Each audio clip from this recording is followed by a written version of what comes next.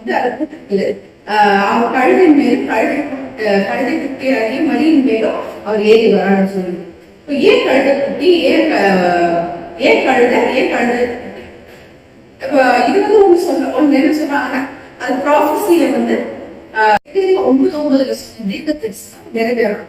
அதுக்காக அவரு வேண்டிட்டார். ஆனா தீர்க்க தரிசனம் கூட ஏன் கழுதிய சொன்னாங்க அப்படின்னு பார்த்தோம்னா, அந்த காலத்துல அந்த ராஜாக்கள் அது இருந்தாங்க இல்லைங்களா, ராஜாக்கள் எல்லாம் வந்து என்ன பண்ணுவாங்களாம், ஒரு நாட்டோட யுத்தத்துக்கு போறேன் அப்படின்னா, நான் சண்டைக்கு போறேன் அப்படின்னு சொன்னா அவங்க வந்து குதிரையில ஏறி போவாங்க, சண்டைக்கு ரெடியா போவாங்க.